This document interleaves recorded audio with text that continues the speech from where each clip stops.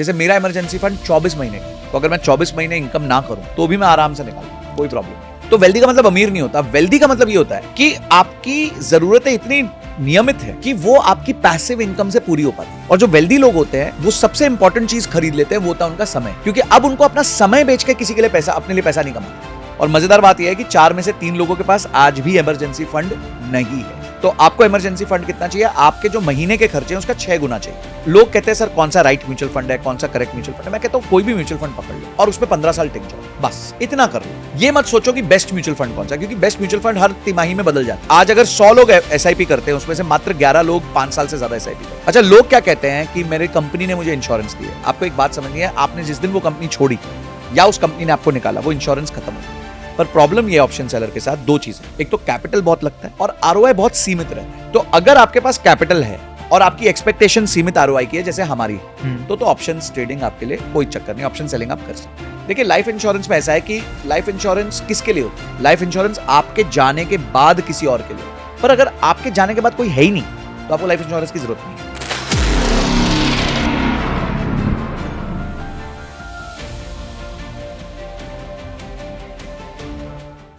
नमस्कार, बाजार के माहिर के एक और खास एपिसोड में आपका स्वागत है। और हमारी हर बार यही कोशिश रहती है कि हम आपको ऐसे एक्सपर्ट से मिलाएं, ऐसे पर्सनालिटी से मिलाएं जिनका मार्केट में काफ़ी सालों का एक्सपीरियंस रहा हो। और आज इसी सीरीज़ में हमारे साथ है संजय सर, जिनको मार्केट का काफ़ी एक्सपीरियंस है और वो आज अपने एक्सपीरियंस से आपको सिखाएंगे, बताएंगे कि आपको मार्केट में इन्वेस्टमेंट कैसे करनी चाहिए, म्यूचुअल फंड में जाना चाहिए, SWP कैसे करना चाहिए और आप अपनी फाइनेंशियल प्लानिंग कैसे कर सकते हैं। तो हेलो सर, कैसे हैं आप? एकदम बढ़िया सर, आपने 16 साल कॉर्पोरेट में और मतलब अलग अलग इंडस्ट्रीज़ में काम किया, कंसल्टिंग में काम किया, फिर आपने 40 ईयर से पहले आपने रिटायरमेंट लिया है। ये बोल्ड डिसीजन का एक स्पार्क जो आया वो कहाँ से आया और आपको किस चीज़ ने मोटिवेट किया? Thank you so much first of all बाजार के माहिर पे इनवाइट करने के लिए। और देखिए क्या होता है कि आपके लाइफ का ना एक यूरेका मोमेंट होता है।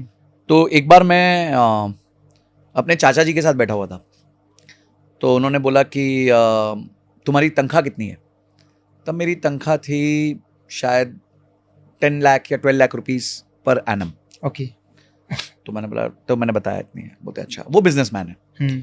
तो बोलते अच्छा 10 साल में तुम कितना पैसा जमा कर लोगे? तो मैंने बोला कि 10 लाख होगा, फिर धीरे धीरे बढ़ेगी। तो 10 साल में हम 2 करोड़ के आसपास तक समझो मेरा हो जाएगा। टोटल ग्रॉस सैलरी में 2 करोड़ रुपए बना चुका हूंगा। तो बोलते 10 साल में 3650 दिन होते हैं। अगर तुम 3650 दिन अपने लिए काम करोगे तो 2 करोड़ नहीं बना सकते क्या? तो इस बात ने मुझे बहुत जो है हिलाया। मतलब कहते हैं ना यूरेका मोमेंट कि यार बात तो सही कह रहे हैं। अगर 10 साल मैं लगा रहा और मैंने खुद के लिए कुछ किया तो शायद मैं इससे अच्छा बना सकता हूं। बट वो ताकत नहीं थी, वो हिम्मत नहीं थी। देखो, ये कहा जाता है कि आप जिंदगी में 2 बार रिस्क ले सकते हो। पहली बार आप तब ले सकते हो when you have nothing to lose, यानी आपके पास कुछ है ही नहीं। राइट। तो आप कितना गिरोगे, 0 से कितना गिर जाओगे। और सेकंड टाइम तब होता है जब आपके पास इतना हो कि आप सब कुछ लूज नहीं कर सकते। तो मेरी वो उम्र निकल गई थी या वो टाइम निकल गया था कि शायद मैं वो कहता कि भाई I have nothing to lose, मैं चलता हूं। मेरी जॉब लग चुकी थी, कमिटमेंट्स आ चुकी थी।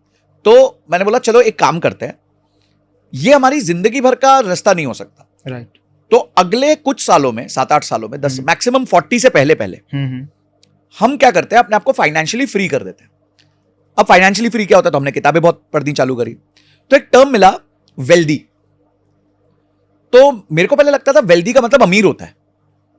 तो वेल्दी का मतलब अमीर नहीं होता। वेल्दी का मतलब ये होता है कि आपकी जरूरतें इतनी नियमित है कि वो आपकी पैसिव इनकम से पूरी हो पाती है। तो समझिए आपके पास 1 करोड़ रुपए है और आप उसमें से 50,000 रुपए महीना विड्रॉ कर सकते हैं, मतलब ब्याज ले सकते हैं। और आपके खर्चे 40,000 है, तो आप तो वेल्दी हो गए। क्यों? क्योंकि अब आपके जो ब्याज का पैसा है उससे आप अपना घर चला पा रहे हो। तो ऐसे लोगों को वेल्दी कहते हैं। और जो वेल्दी लोग होते हैं वो सबसे इंपॉर्टेंट चीज खरीद लेते हैं, वो होता है उनका समय। क्योंकि अब उनको अपना समय बेच के किसी के लिए पैसा, अपने लिए पैसा नहीं कमाना है। तो शुरुआत में जिंदगी के आप अपना समय बेच रहे हो और पैसा ले रहे हो। पर एक टाइम आना चाहिए लाइफ में जब आपको अपना समय ना बेचना पड़े, आपके पास इतना पैसा हो कि आप अपना समय वापस खरीद सको। तो ये मुझे पता था कि मुझे 40 की उम्र से पहले करना ही करना है। फिर उसके लिए हमने इन्वेस्टमेंट्स, SIPs वो सब चालू करी और अपने जर्नी चालू करी उसके लिए। ठीक है संजय सर, आप मतलब SWP पे बहुत सारा कंटेंट बनाते हैं, ठीक है। आपके हिसाब से जो रिटायरीज हैं, ठीक है, जो रिटायर लेना चाहते हैं या फिर एक पैसिव इनकम जनरेट करना चाहते हैं, ठीक है, उनके लिए आइडियल ऑप्शन क्या क्या हो सकते हैं?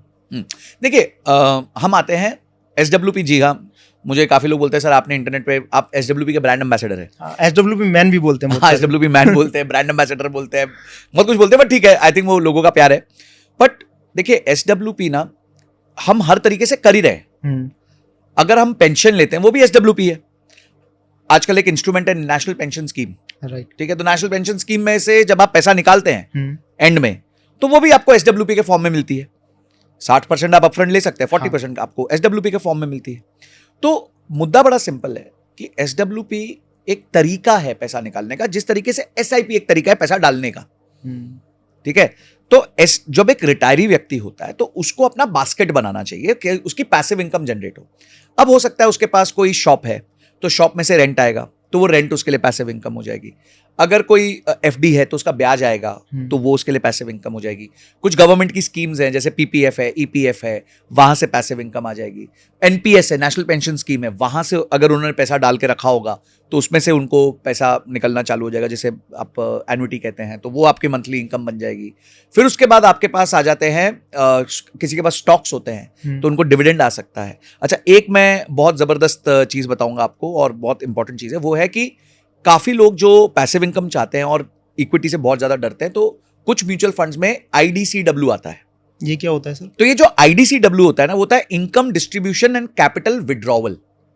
Income distribution and capital withdrawal. तो म्यूचुअल फंड्स ना दो तरीके के होते हैं। एक होता है ग्रोथ, जिसमें जो डिविडेंड आता है स्टॉक से वो म्यूचुअल फंड री इन्वेस्ट करता रहता है, हाँ, ताकि म्यूचुअल फंड में ग्रोथ आ जाए, वैल्यू में ग्रोथ आ जाए। एक होता है IDCW, income distribution and capital withdrawal. जैसे नाम बता रहा है, इनकम को डिस्ट्रीब्यूट कर देते हैं, ठीक है। और कैपिटल को विड्रॉ कर देते हैं। ये वो म्यूचुअल फंड्स है जो हर साल या हर 6 महीने में अपने यूनिट होल्डर को पैसा वापस करते हैं, ठीक है। थोड़ा थोड़ा यूनिट में ग्रोथ भी होती है और पैसा भी वापस आता रहता है। ओके। तो इससे क्या होता है कि एक व्यक्ति अपने लिए पैसिव इनकम बना सकता है। पहले लोग ये नहीं लेते थे, पर अब कुछ रिटायरीज इसके लिए ऑप्ट कर सकते हैं, क्योंकि अब जो टैक्स फ्री सीमा है वो 12 लाख कर दी है। तो अगर आपके पास एक 50 लाख रुपए का फंड है और उसमें से 7% के आसपास अगर आपको IDCW आता है, तो यानी 3.5 लाख रुपए साल का आ गया। 3.5 लाख रुपए साल का तो 12 लाख से कम होता है, हाँ, तो वो पूरा का पूरा टैक्स फ्री हो जाएगा, पूरा का पूरा वो जीरो टैक्स पे चला जाएगा। तो आज एक समझदार तरीका यह भी है कि आप म्यूचुअल फंड में पैसा डाल के IDCW भी कर सकते हो। अगर आपकी इनकम 12 लाख से कम है तो यह आपके लिए एक बहुत ही बढ़िया तरीका है टैक्स फ्री पैसा बनाने का, ठीक है। तो ये एक तरीका हो गया है। फिर उसके बाद अगर आपके पास कोई इक्विटी म्यूचुअल फंड है तो उसमें से आप विड्रॉल कर सकते हो, तो पर उसमें आपको कैपिटल गेन्स टैक्स लग जाता है 12.5% का, तो वो आपको सरकार को देना पड़ेगा, जो भी कैपिटल गेन्स टैक्स आपको देना पड़ेगा। बट फिर भी जो एक नियमित तरीके का जो टैक्स होता है 30% 40%, उससे वो कम होगा। तो ये विकल्प है हमारे पास सारे, जिसके माध्यम से लोग अपने लिए पैसिव इनकम जनरेट कर सकते हैं। एक कॉमन मिस्टेक होती है सर SWP करने के टाइम पे, ठीक है। जिनको नॉलेज है वो तो कर लेते हैं, बट जिनको कम नॉलेज है, जो मतलब एज ज़्यादा हो गई है, वो नहीं कर सकते। तो वो मिस्टेक को कैसे अवॉइड करें और आपका क्या एडवाइस रहेगी उन लोगों के लिए? देखो, इसमें आप एक बात समझो आपके पास एक बाल्टी है पानी की, ठीक है, भरी हुई है। अब SWP का मतलब है आप उसमें एक छेद कर रहे हो, हाँ, ठीक है, छेद कर रहे हो और वो पानी निकाल रहे हो, और आपके पास एक टूटी है कि अभी भी वो पैसा मार्केट्स में है। तो समझिए आपके पास 1 करोड़ का कॉर्पस बन गया है, वो 1 करोड़ का कॉर्पस तो अभी भी मार्केट में घूम रहा है ना, तो वो साल का रिटर्न्स बना के देगा। हाँ, अब वो नल का है, तो जो रिटर्न्स आ रहे हैं वो नल का है, बाल्टी में आपका कैपिटल है, और जो छेद है वो आपका SWP है, हाँ, ठीक है। अब आपको सिर्फ इतना इंश्योर करना है, जो छेद है, जो छेद में से पानी निकल रहा है, वो नलके के पानी से कम हो, तो आपकी बाल्टी कभी खाली नहीं होगी। भाई, अगर आपका नलके से पानी आ रहा है राइट, और छेद में से पानी निकल रहा है, अगर छेद बहुत बड़ा हो गया तो नलके में से कितना भी पानी आ जाए, एक बार को पानी खत्म हो जाएगा, बाल्टी खाली हो जाएगी। बाल्टी खाली हो जाएगी। पर अगर आप छेद को इतना ही रखो कि वो नलके के पानी से कम हो, तो आपकी बाल्टी भरी रहेगी और भरती रहेगी। तो उसका रेशो क्या होता है सर? उसका रेशियो क्या होता है? आइडियली आपकी जो भी आपके पास फंड पड़ा है, उसका साल का 5 से 6% से ऊपर आप मत विड्रॉ कीजिए। इसको हम विड्रॉवल रेट कहते हैं, ठीक है। तो आप 5 से 6% का ही विड्रॉल रेट रखिए, उससे ज्यादा का विड्रॉल रेट मत रखिए। तो अगर आपके पास 1 करोड़ है तो साल का 5 लाख या 6 लाख रुपए उसमें से निकालिए, यानी महीने का 40 से 50 हजार रुपए, उससे ऊपर मत निकालिए। जैसे आप उससे ऊपर निकालेंगे तो हो सकता है कि आपका छेद इतना बड़ा हो जाए कि आने वाला पानी जो है वो सफिशिएंट ना हो और धीरे धीरे आपकी बाल्टी खाली हो जाए। ज़्यादातर लोग जो इस पॉडकास्ट को देख रहे हैं, ठीक है, वो 25 या फिर 30s में है, ठीक है, बट एक एज होती है 20 से 25 वाली, ठीक है, जब इंसान कोई भी हो, एक कॉमन यूज़र आता है, मार्केट में एंट्री कर लेता है, ठीक है, उस टाइम पे उनके लिए SWP ऑप्शन नहीं होता है, ठीक है, क्योंकि वो इनिशियली स्टार्ट करते हैं अपनी इन्वेस्टमेंट जर्नी को, ठीक है, तो उनको म्यूचुअल फंड में जाना चाहिए। तो जाने के लिए उनके लिए क्या क्या एक स्टेप्स होते हैं, या फिर इन्वेस्टमेंट के लिए क्या क्या स्टेप्स होते हैं, वो क्या फॉलो करें? देखिए, सबसे पहली बात है, इन्वेस्टमेंट एक हैबिट होती है। जैसे आप कोई भी चीज करते हैं, नियम बनाते हैं, तो एक हैबिट बनती है लाइफ। हाँ, काफी लोगों की ना इन्वेस्टमेंट हैबिट नहीं है, क्योंकि उनको लगता है कि हमको इन्वेस्टमेंट करने के लिए बहुत पैसे कमाने चाहिए। हाँ, ऐसा जरूरी नहीं है। अगर आपकी तनख्वाह आज 20,000 रुपए भी है, 25,000 रुपए भी है, तो आप 500 से 1,000 रुपए तो निकाल ही सकते हैं। मैं नहीं मानता कि आप 500 से 1,000 रुपए नहीं निकाल सकते। या अगर आपकी 20,000 तनख्वाह है, तो आप मानिए आपकी 19,000 की तनख्वाह है, 1,000 रुपए आप सेपरेट कर दीजिए और इन्वेस्ट करना चालू कर दीजिए। तो आप सबसे पहले, जब आप 20 साल के हैं, तो पहले हैबिट बनाइए इन्वेस्टमेंट करने का। सेकंड चीज ये करिए कि अपना इमरजेंसी फंड क्रिएट कीजिए। क्या होता है, शुरू में लोग सोचते हैं, क्योंकि वो यंग होते हैं, उनमें जोश होता है, जुनून होता है, तो कहते हैं यार अपने पे कोई विपदा आपदा आ ही नहीं सकती, अपने को कभी प्रॉब्लम हो ही नहीं सकती, हमारी जॉब तो जा ही नहीं सकती। उनको ये नहीं पता इमरजेंसी फंड कितना जरूरी होता है। हाँ, तो सबसे पहली चीज आपको इमरजेंसी फंड जरूरी होता है, ये बात जरूरी है। कोविड ने सबको बता दिया था। और मजेदार बात यह है कि 4 में से 3 लोगों के पास आज भी इमरजेंसी फंड नहीं है। तो आपको इमरजेंसी फंड कितना चाहिए? आपके जो महीने के खर्चे हैं उसका 6 गुना चाहिए। 6 times of your monthly expenses आपको अपना इमरजेंसी फंड चाहिए। अगर आप वो इकट्ठा कर लेते हैं तो आप एक सेफ जगह पे पहुंच जाएंगे। तो सबसे पहले एक हैबिट बनाइए, 500 रुपए से डालिए पैसा, कोई चक्कर नहीं है, 500 1,000 रुपए जो जमे वहां से आप SIP करनी चालू करिए। कहां करना है? निफ्टी 50 में कर दीजिए, देश का सबसे बड़ा इंडेक्स है। हाँ, सोचिए मत, एक बार डालना चालू करिए पैसा। ये active fund, passive fund, multi cap, flexi cap, इसको छोड़ दीजिए, सिर्फ निफ्टी 50 में पैसा डाल दीजिए। एक चीज पकड़िए, निफ्टी 50 उस पर पैसा डाल दीजिए, ठीक है, वो भी आपको बहुत आगे ले जाएगा। बट अगर आपको रियली जो है कुछ करना है, तो सबसे पहले इमरजेंसी फंड क्रिएट करिए। आपके जो खर्चे हैं उसका 6 महीने का आपके पास फिक्स डिपॉजिट में पैसा होना चाहिए। जैसे ही वो हो जाएगा आपको कॉन्फिडेंस आएगा। देखिए, सेफ्टी फर्स्ट। जब आप गाड़ी में भी बैठते हैं पहले सीट बेल्ट पहन लेते हैं। हाँ, सीट बेल्ट, ठीक है। सीट बेल्ट हम इसलिए नहीं पहनते क्योंकि हमें पक्का है कि हमारा एक्सीडेंट होगा। सीट बेल्ट हम इसलिए पहनते हैं कि अगर एक्सीडेंट हो गया तो हम बच जाएंगे। तो फाइनेंस में भी सीट बेल्ट होती है और सबसे इंपॉर्टेंट सीट बेल्ट होती है इमरजेंसी फंड। SWP हमें मतलब किस एज से स्टार्ट करना चाहिए और मिनिमम एज लिमिट क्या होती है उसके लिए? देखिए, कोई एज लिमिट नहीं है, आपका कॉर्पस डिफाइन करता है। फॉर एग्जाम्पल, आप आज 20 साल के हो, 25 साल के हो, तो एग्जाम्पल 25 साल के हो, और आप तय करते हो कि मैं 40 तक रिटायर हो जाऊंगा, तो पहले अगले 15 साल तक आपको इन्वेस्ट करना है, कॉर्पस बनाना है, बड़ा कॉर्पस बनाना है। फिर आप 40 साल के हो गए, आपने तय किया था, आप वहां पे रिटायर हो रहे हो, फाइनेंशियली इंडिपेंडेंट हो रहे हो, अब आप इसको रिवर्स कर दो, यहां से आप SWP चालू कर दो। तो जब आपका गोल अचीव हो जाए तब आप अपनी SWP चालू करो। तो सर, अगर मुझे 1 करोड़ रुपए मार्केट से बनाना है, मतलब 1 करोड़ कॉर्पस इकट्ठा करना है, उसके लिए मुझे फाइनेंशियल प्लानिंग क्या करनी चाहिए?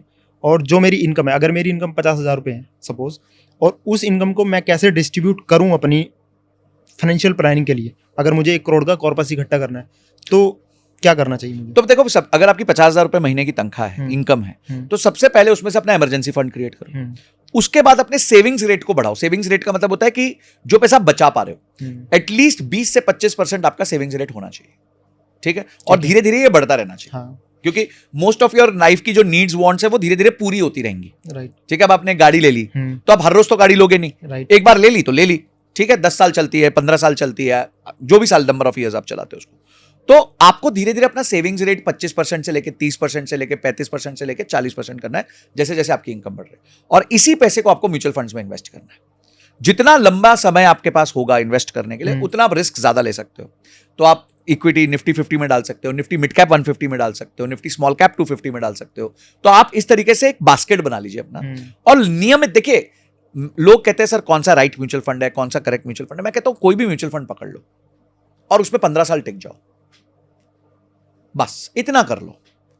ये मत सोचो कि बेस्ट म्यूचुअल फंड कौन सा है, क्योंकि बेस्ट म्यूचुअल फंड हर तिमाही में बदल जाता है। सर, ये भी डेटा आता है ना कि बहुत सारे लोग क्या काम करते हैं, 3 साल से पहले अपना SIP विड्रॉ कर लेते हैं। बहुत बुरा स्थिति है कि उनको आज क्या अगर बोलना 100 लोग चाहिए? SIP करते हैं, उसमें से मात्र 11 लोग 5 साल से ज्यादा SIP करते हैं। हाँ, क्योंकि अभी मैंने देखा, जैसे सितंबर 2024 में मार्केट गिरी, लगातार 5 महीने गिरी, तो SIP क्लोजर रेशियो बढ़ गया, कि यानी लोग अपनी SIP बंद करने लग गए। और जैसे ही अप्रैल से मार्केट रिबाउंड हुई थोड़ी सी, मार्च अप्रैल से, तो हमने देखा SIP बढ़ गई। तो यानी कि अभी भी लोग ये नहीं समझ पा रहे कि सस्ता खरीद के महंगा बेचने में प्रॉफिट है, वो अभी भी सस्ते में बेच देते हैं और महंगे में खरीदने आ जाते हैं। लेते हैं। तो जब तक आप इस चीज को उल्टा नहीं करोगे, माइंडसेट को चेंज नहीं करोगे, और ये सब मत सोचो कि मैं कब बाहर निकलूं।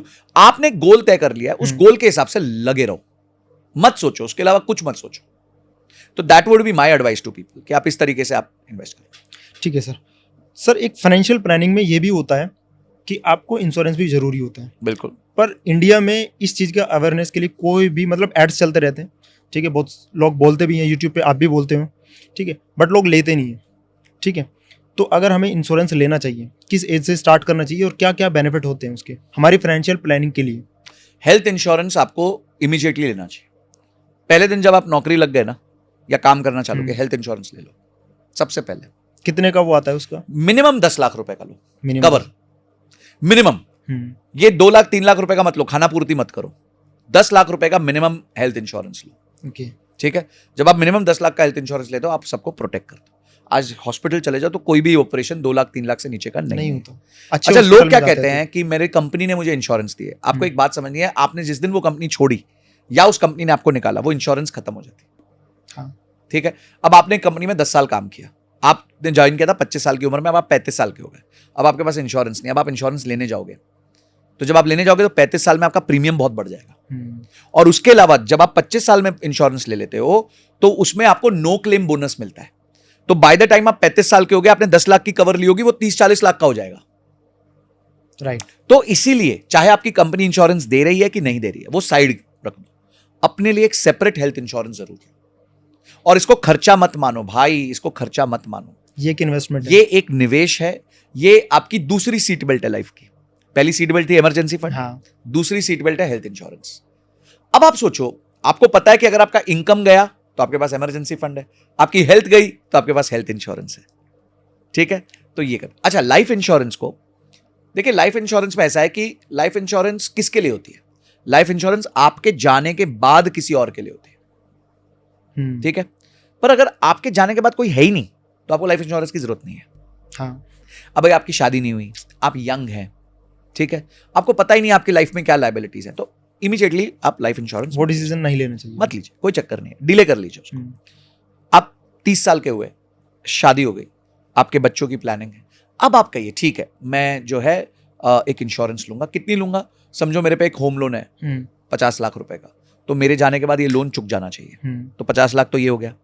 दूसरा, मैं फॉर एग्जाम्पल मेरे पास मेरे जाने के बाद मेरे परिवार को 10 साल का खर्चा मिलना चाहिए ताकि वो 10 साल तक अपने आप को चला सके मेरे जाने के बाद, तो 10 साल का खर्चा जोड़ लो।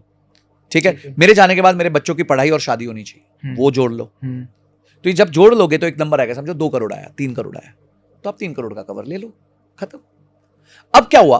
अब आपको संतुष्टि है, जॉब गया तो आपके पास इमरजेंसी फंड है, हेल्थ प्रॉब्लम हुई तो आपके पास हेल्थ इंश्योरेंस है, और अगर आपकी लाइफ चली गई तो अब आप सुकून से जा सकते हैं कि भाई मेरे परिवार वालों को वो त्रस्त नहीं होंगे, वो परेशान नहीं होंगे। अब आप खुल के खेलो, ग्रोथ लाओ लाइफ में, इन्वेस्टमेंट्स करो, अपने ऊपर इन्वेस्ट करो, अपनी एक्टिव इनकम को बढ़ाओ, सीखो तक, क्योंकि आपने मेजर चीजें लाइफ की कवर कर ली। इसके बाद जो है ना, इन चीजों को मत छूना। मतलब कुछ लोग क्या करते हैं, अपने इमरजेंसी फंड को छू लेते हैं, उसमें से पैसा निकाल लेते हैं, ये सब मत करो। बस उसके बाद इन चीजों को चलने दो और अपना गाड़ी अलग। इमरजेंसी फंड पड़ा है तो उसको छूना नहीं, चलते रहने देना उसको। अगर हो सके तो हर महीने उसमें थोड़ा जोड़ते रहो। आज 6 महीने का, उसको 12 महीने का कर दो। जैसे मेरा इमरजेंसी फंड 24 महीने का, 24 मंथ्स, तो अगर मैं 24 महीने इनकम ना करूं तो भी मैं आराम से निकाल लूंगा, कोई प्रॉब्लम नहीं। तो और 24 महीने में आप फिगर आउट कर सकते हो, वैसे तो 6 महीने में भी कर सकते हो फिगर आउट कि क्या करना है जिंदगी में आगे। तो सर ये इमरजेंसी फंड कहाँ सेव करना चाहिए? सेविंग अकाउंट में करना चाहिए, एफडी में करना चाहिए? Fix deposit. देखिए, इमरजेंसी फंड का काम है इमरजेंसी में काम आना। अब आपने कोई लिक्विड फंड में डाला हुआ है, कोई म्यूचुअल फंड में डाला हुआ है और इमरजेंसी होगी तो आने में ही 2 दिन लग जाएंगे। सर मैं एक डेटा देख रहा था, मतलब अगर कोई मिडिल क्लास है, ठीक है, इंश्योरेंस की हमने बात की, अगर उसने इंश्योरेंस नहीं ले रखा है, अगर वो मिडिल क्लास है और उसको कोई ऐसी मेडिकल कंडीशन आ जाती है, उसको 10 से 15 लाख का एक्सपेंस आ जाता है, ठीक है, उसके पास सेविंग नहीं है, तो वो एकदम से उसका ब्रैकेट जो है मिडिल क्लास वाला है, मिडिल क्लास से सीधा लोअर क्लास में आ जाता है। बिल्कुल ऐसे होता है, बहुत बार होता है। और मैं आपको अपने फ्रेंड का बताता हूँ। और अच्छा, उसके केस में क्या था, उसने मेडिकल इंश्योरेंस ली हुई थी पर रिन्यूअल नहीं किया। रिन्यूअल नहीं किया, उसकी वाइफ को कुछ प्रॉब्लम हुई, ये लोग हॉस्पिटल गए, हम्म, हॉस्पिटल में गए, एडमिट हुए, इनको लगा ठीक है अब 2 दिन एडमिट होंगे तो उसके बाद जो होगा हमारा हमें पैसे मिल जाएंगे। 2 दिन बाद जब वो इंश्योरेंस का पेपर उन्होंने जमा किया तो पता चला कि उनकी इंश्योरेंस रिन्यूड नहीं थी, ठीक है, एक्सपायर हो गई थी। तो अब जो है उन्होंने बोला कि एक काम करो, अब तो ये एक्सपायर्ड है, तो ये जी 75,000 रुपए का बिल है, ये 75,000 रुपए दे दो। अब आप सोचो, खड़े पैर 75,000 रुपए चले गए। अब उनको लगा कि भाई ये चीज़ तो अब आगे ना हो, तो एक बार हम रिन्यू करते हैं। जब रिन्यूअल करने गए तो इंश्योरेंस कंपनी ने बोला कि अब pre existing diseases up to 2 years हम आपको वो नहीं देंगे, क्लेम नहीं देंगे। तो अब आप सोचो, एक व्यक्ति ने इंश्योरेंस 8-10 साल से करी हुई थी, ठीक ठाक प्रीमियम भी दे रहा था, इस साल भूल गया प्रीमियम देना, वाइफ को प्रॉब्लम आ गई क्योंकि वो फैमिली फ्लोटर था, वाइफ को प्रॉब्लम आ गई तो वो उसको क्लेम नहीं कर पाया, और अब अगले 2 साल तक उसकी वाइफ को सेम प्रॉब्लम आएगी तो वो क्लेम भी नहीं कर पाएगा क्योंकि वो प्री एग्जिस्टिंग डिजीज में चला गया। तो ऐसे बहुत सारे किस्से कहानियां हैं जिसमें आपको पता चलता है कि एक छोटी सी गलती आपको कितना पीछे खींच देती है लाइफ में। और जब दे रहा है इंश्योरेंस वाला तो ले लो ना, मतलब अभी ये तो लाइफ के जीने के खर्चे है ना, जिस तरह आप रेंट देते हो, जिस तरह आप ये तो नहीं रोते ना कि मैं रेंट क्यों दे रहा हूं, राइट। इसी तरह ये आपका हेल्थ का रेंट है कि भाई हेल्थ इंश्योरेंस, हेल्थ ठीक रहे उसके लिए एक भाड़ा दे रहे हो, दे दो, कुछ चक्कर नहीं। ठीक है सर, बहुत सारे लोग हमारे जो व्यूअर हैं वो ट्रेडिंग भी करते हैं, ठीक है। अब मेरे ट्रेडिंग पे क्वेश्चन है आपसे, आप हमेशा सिखाते हो सेलिंग, ठीक है, और सेलिंग में भी आप बताते हो कि मैं 2 से 3% रिटर्न निकालता हूँ, ठीक है। तो ऑप्शन बाइंग से ऑप्शन सेलिंग क्यों करें, ठीक है, उसके क्या प्रोज एंड कॉन्स होते हैं? देखो, ऑप्शन बाइंग जो है ना, आपको समझना होता है कि ऑप्शन बाइंग जब आप करते हो तो 3 आउटकम होते हैं। या तो स्टॉक या इंडेक्स आपकी तरफ जाएगा, या जो आपने पोजीशन लिया उसकी तरफ जाएगा, या उसका उल्टा जाएगा, या साइडवेज रहेगा। हाँ, 3 ही हो सकते। 3 फॉर एग्जाम्पल आपने कॉल ऑप्शन खरीदा है, हाँ, तो अगर स्टॉक ऊपर चला गया तो आपको फायदा होगा, स्टॉक नीचे चला गया तो आपको नुकसान होगा, लॉस होगा, और स्टॉक अगर साइडवेज चला गया तो भी आपको नुकसान होगा, क्योंकि प्रीमियम मेल्ट क्योंकि प्रीमियम मेल्ट होता है, गलता है, डिके लगता है, जो भी वर्ड यूज करना। अब आप समझो कि गेम में घुसते ही मेरे जीतने के चांसेस 1 out of 3 है। हाँ, मतलब आपकी एक्यूरेसी, जिसको 1 out of 3 है ना, 1 out of 3 तीन ही सिचुएशन है, इनमें से 3 में से कोई एक सिचुएशन होगी, एक ही सिचुएशन में मैं जीतूंगा, 2 में मैं हारूंगा, मतलब आपकी जो प्रॉफिट की प्रोबेबिलिटी है वो कम हो गई, 1/3 हो गई, 1/3 हो गई, 1/3 हो गई। और सेलर की क्या है, 2/3 है, 2/3। तो इसीलिए सेलर की प्रोबेबिलिटी ज्यादा है। अच्छा, ये तो एट द मनी है, अगर आप आउट ऑफ द मनी जाते हो तो बायर की प्रोबेबिलिटी और कम हो रही है, क्योंकि पहले उसको वो डिस्टेंस कवर करना है वहां तक आने को। फॉर एग्जाम्पल, आपने आज निफ्टी 25,000 है, आपने 25,500 का कॉल खरीदा, तो पहले तो निफ्टी को 500 पॉइंट ऊपर जाना पड़ेगा, फिर वो ब्रेक इवन करके फिर आपको पैसा कमा के देगा। और वो 25,100 चला गया, 200 चला गया, 300 चला गया, 500 नहीं गया, फिर भी आप हार गए। तो ऑप्शन बायर के लिए मोमेंटम बहुत जरूरी होता है। ऑप्शन बायर के लिए उसकी understanding of market, understanding of this, और उसके बाद रिस्क मैनेजमेंट भी बहुत इंपॉर्टेंट होता है, जो अधिकांश लोग नहीं कर पाते। उनको लगता है ऑप्शन बाइंग से रोज पैसा बनता है। ऑप्शन बाइंग से रोज पैसा नहीं बनता। हो सकता है कभी महीने में 1 बार 2 बार आपका सेटअप आ जाए जहां पे आप कॉन्फिडेंट हो कि मैं इस ट्रेड में एंटर करूंगा तो मैं पैसा बना के निकलूंगा, ठीक है। पर option seller most of the time पैसा बनाता है। पर प्रॉब्लम ये ऑप्शन सेलर के साथ 2 चीजें, एक तो कैपिटल बहुत लगता है, राइट, और आरओआई बहुत सीमित रहता है। तो अगर आपके पास कैपिटल है और आपकी एक्सपेक्टेशन सीमित आरओआई की है, जैसे हमारी है, तो ऑप्शन ट्रेडिंग आपके लिए कोई चक्कर नहीं, ऑप्शन सेलिंग आप कर सकते हैं। पर उसके लिए भी पहले सीखिए, समझिए, अपने आप को समझिए। हमने बाजार के माहिर पे उस पर कंप्लीट वीडियो करी है, वो भी जरूर देखिएगा। तो जब तक आप ये चीज नहीं समझेंगे तब तक खेलिए मत। और अगर कुछ भी नहीं समझ आता बंधु, तो ट्रेडिंग मत करो, आराम से इन्वेस्टिंग करो, लॉन्ग टर्म इन्वेस्टिंग करो, अपनी एक्टिव इनकम बिल्ड करो, अपनी स्किल्स को बिल्ड करो, that's it. Sir, option buying का मतलब बहुत ज़्यादा क्रेज है मार्केट में, ठीक है। जो लोग ये गेम खेलते हैं, buy sell buy sell buy sell buy sell करते रहते हैं, उनके लिए आपके क्या वर्ड्स हैं? मतलब आप उनको कैसे, एक मतलब अगर आप मुझे जुआरी हैं जो मतलब कोई आप टीचर की तरह मुझे बताना चाहिए, कोई इनको बताना चाहिए जो भी लोग देख रहे हैं, ठीक है, उनके लिए आप क्या मतलब एक कैसे उनको टाइट करना चाहेंगे? देखो, आप बात समझो, जुआरी हैं, हाँ, दिहाड़ी मजदूर की मेंटालिटी है। मैं 500 रुपए डालूं, मेरे को 5,000 रुपए बन जाए, ये नहीं होता यार, ये नहीं होता। हो रहा होता तो सब कर रहे होते, हो रहा होता तो बिजनेसमैन बेचारे बिजनेस नहीं कर रहे होते, यही काम कर रहे होते। ठीक है, आलस से पैसा कमाना किसको मजा नहीं आता कि एक कमरे में बैठे और जम के पैसा बना रहे हैं, राइट। वो नहीं पॉसिबल है। तो इस सब के पीछे मत पड़िए। मैं हमेशा कहता हूँ जंगल में सुंदर लड़की चुड़ैल होती है। इसका मतलब है कि अगर आपको कोई ऐसी अपॉर्चुनिटी दिख रही है जिसमें आप बहुत पैसा बना सकते हो कम मेहनत करके, तो वो अपॉर्चुनिटी है ही नहीं, वो स्कैम है। स्कैम। अभी आपने जेन स्ट्रीट का भी देखा मैटर, हाँ। कितना प्रॉब्लम हुआ, कितने लोगों का लॉस हुआ। उन्होंने 20,000 करोड़ कमाए, तो कमाए तो हमारे जैसे रिटेल इन्वेस्टर्स से ही है ना, मैनिपुलेट करके मार्केट को, मैनिपुलेट किया मार्केट को। तो आप कंट्रोल में ही नहीं है। आपके सामने आपका ओपोनेंट कौन है? आप समझिए आप एक बॉक्सिंग रिंग में घुसे, आप बहुत ही स्ट्रांग है, पर आपके ओपोनेंट एक मशीन है। जीत ही नहीं सकते आप जीत ही नहीं सकते उससे, ऑलमोस्ट इम्पॉसिबल है जीतना उस मशीन से आपको। तो पॉइंट बड़ा सिंपल है कि ये सब चीज़ों में मत पड़िए। या तो पहले अच्छे से सीखिए, अपना इमोशनल कंट्रोल रखिए, स्ट्रैटेजी को प्रैक्टिस करिए। जैसे आदमी डॉक्टर बनता है, जैसे आदमी इंजीनियर बनता है, जैसे आदमी MBA बनता है, जैसे आदमी और कोई स्किल को गेन करता है, 2-3 साल 5 साल पढ़ता है, उस तरह ट्रेडिंग को भी करिए ना।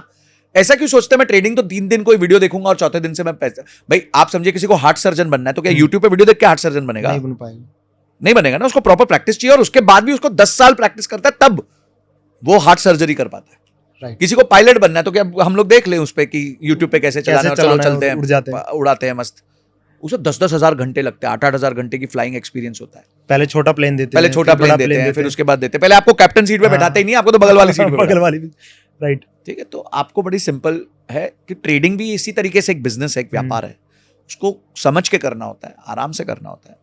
क्या करना चाहिए बिल्कुल कर सकते हैं, कोई प्रॉब्लम नहीं है, पर सीखिए, अच्छे से सीखिए। ठीक है सर।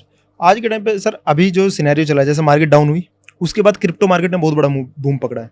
ठीक है, तो क्रिप्टो मार्केट आपका क्या वो है, मतलब अब उसके लिए एडवाइस क्या है, मतलब आपका क्या माइंडसेट है उस क्रिप्टो को लेके, और आपको क्या लगता है कि फ्यूचर में क्या कहाँ तक जा सकता है? जैसे बिटकॉइन अभी 1,20,000 क्रॉस किया है, तो आपको क्या लगता है कि मार्केट का फ्यूचर क्या है इसका? देखिए, मैं वापस लोगों को क्या कहता हूँ कि आपको इनके बारे में बहुत ज़्यादा नहीं सोचना। जैसे खाने की थाली होती है, खाने की थाली में सब कुछ होता है, चावल, दाल, सब्जी, रोटी, अचार, दही और मीठा भी होता है। पर पूरी थाली सिर्फ चावल की नहीं चल सकती। हाँ। पूरी थाली सिर्फ गुलाब जामुन की नहीं चल सकती। तो आप समझिए कि क्रिप्टो जो है ना, वो आपकी थाली में या तो अचार या गुलाब जामुन जितना होना चाहिए। अचार कितना होता है? पूरी थाली अचार की तो होती नहीं। राइट। अचार तो सहयोग होता है, टेस्ट के लिए होता है, टेस्ट के लिए होता है, मजा आता है थोड़ा। पर सिर्फ अचार खाओगे तो फिर बॉडी खत्म हो जाएगी। अगर गुलाब जामुन है उसके लिए भी यही है, सिर्फ गुलाब जामुन नहीं खा सकते आप। गुलाब जामुन मीठे के लिए होता है, एक खा लिया, ज्यादा से ज्यादा 2 खा लिए तो हाजमा ठीक रहता है, बॉडी ठीक रहती है।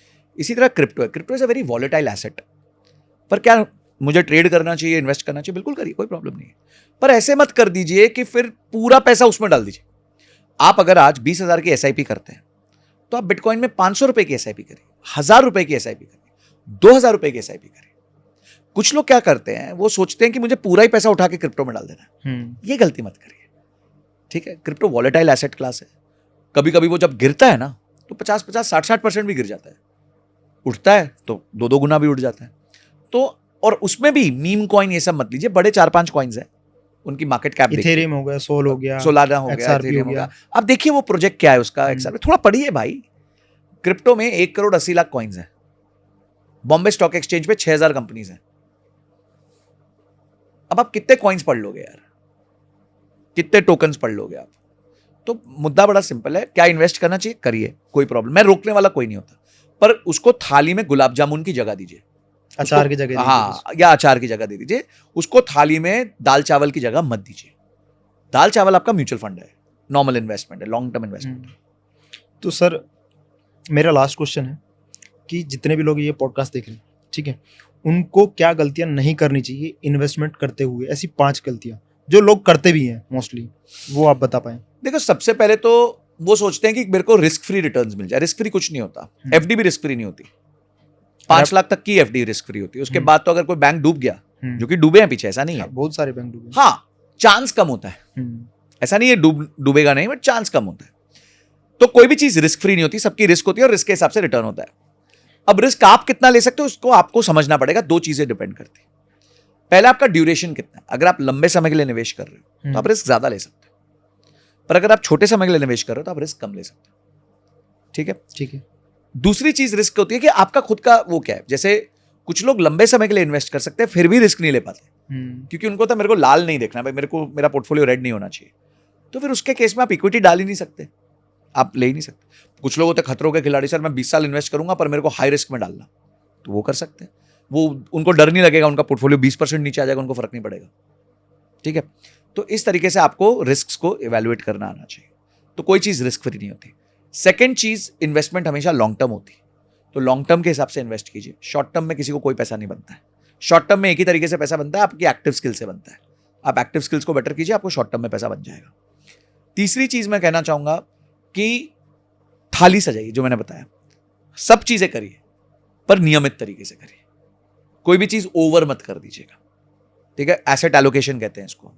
अगर आपको मतलब बिटकॉइन दिख रहा है, हाँ, तब सिर्फ पूरा कैपिटल, पूरा का पैसा उठा के बिटकॉइन में मत पटक दीजिए। अब ये गलती करते हैं, सब लोग करते हैं। हाँ, ये सब करते हैं, एक हिस्सा कर लीजिए। देखिए, हमेशा याद रखिएगा कि जो भी पैसा आप डालते हैं उसमें 50-60% को कंपेरेटिवली कम रिस्क में डालिए, 20-30% को थोड़ा ज्यादा रिस्क में डालिए। लास्ट के 10% से पंटरबाजी कीजिए, जो मर्जी वो कीजिए, जो मर्जी वो करिए। ऑप्शंस कीजिए, फ्यूचर्स कीजिए, बिटकॉइन कीजिए, जो करना करे, ताकि जब आप लॉस भी हो ना तो 10% से ऊपर का ना हो। वो एक आधे साल में, 2 साल में रिकवर हो जाता है, फिर आपको दुख नहीं होता। और उसके बावजूद ये इमरजेंसी फंड, इंश्योरेंस को नहीं छूना, वो वैसे ही रहना चाहिए, उसमें हाथ नहीं डालना कभी। वो जब तक चल रहा है, जब तक आप चल रहे हैं, आज जब तक आप चल रहे हैं तब तक वो चलना चाहिए। तो ये चीजें अगर आप करेंगे तो इस देश में आप मेरे हिसाब से 90% लोगों से आगे चले जाएंगे। सर, इन्वेस्टिंग में मेरा लास्ट क्वेश्चन ये भी है, मेरा खुद का पर्सनल ये है, मैं जो बहुत सारे लोगों को देखता भी हूँ, ठीक है, बहुत सारे लोगों से बात भी होती है, ठीक है, तो लोग क्या काम करते हैं, सीधा ये सोचते हैं कि मेरे लिए ट्रेडिंग क्या है, फुल टाइम कर लूँ मैं, बट उनके पास एक्टिव इनकम नहीं है। उनके लिए आप क्या एडवाइस देना चाहेंगे? देखिए, ट्रेडिंग जो है ना वो कैपिटल का गेम है, तो पहले आपको कैपिटल इकट्ठा करना है। पहले कैपिटल इकट्ठा करना है, फिर लर्निंग करनी है। क्या ट्रेडिंग फुल टाइम हो सकती है? हो सकती है, पर एक 4x4 के कमरे में बैठ के 4 स्क्रीन लगा के नहीं हो सकती। आपको उसके लिए लोगों से मिलना पड़ेगा, सीखना पड़ेगा, आपको उस एनवायरनमेंट में होना पड़ेगा। तो मैं सबको ये कहता हूं, जिनको ट्रेडिंग फुल टाइम करियर बनाना है, वो पहले ट्रेडिंग कंपनी में जॉब ले ले, चाहे फ्री में ले ले, मतलब सैलरी ना मिले तो भी ले, किसी ब्रोकर के यहाँ ट्रेडिंग कंपनी में जॉब ले ले, ताकि उनको ट्रेडिंग सीखने तो मिले, ताकि वो इर्द गिर्द उन लोगों के साथ जुड़े हों जो ट्रेडिंग करना चाहते हैं। लोग क्या सोचते हैं, मैं एक बंद कमरे में बैठ के ट्रेडिंग सीख लूंगा, जो पॉसिबल नहीं है। सुनने में वो एक नायक का डायलॉग था ना, कहने सुनने में बहुत अच्छा लगता है पर आपकी बात प्रैक्टिकल नहीं है। तो सिर्फ 4x4 के कमरे में बैठ के 4 स्क्रीन लगा के जो है आप प्रैक्टिकली ट्रेडिंग नहीं सीख सकते। वो इंस्टाग्राम की वीडियो बनाने के लिए अच्छा लगता है, पर उसके अलावा कोई काम नहीं उसका। Thank you so much sir, आप हमारे साथ आए, पॉडकास्ट किया, और होप ये पॉडकास्ट ऑडियंस को अच्छा लगा होगा। अगर आपको अच्छा लगा है, ठीक है, इसको शेयर भी कीजिए और नीचे कमेंट कीजिए कि सर को नेक्स्ट टाइम बुला जाए तो किस टॉपिक पे बात कीजिए और आपके क्या क्या क्वेश्चन होते हैं। Thank you so much sir. Thank you so much. अगर आपके भी कोई फेवरेट ट्रेडर हैं जिन्हें आप बाजार के माहिर पर देखना चाहते हैं तो हमें कमेंट बॉक्स में ज़रूर बताएं, हम उन्हें इन्वाइट करेंगे। और हाँ, अगर आप एक ट्रेडर हैं और अपनी जर्नी बाजार के माहिर पर शेयर करना चाहते हैं तो डिस्क्रिप्शन में दिए फॉर्म को ज़रूर भरें। ऐसे ही और वीडियोस देखने के लिए चैनल को सब्सक्राइब करें और बेल आइकॉन भी प्रेस कर दें।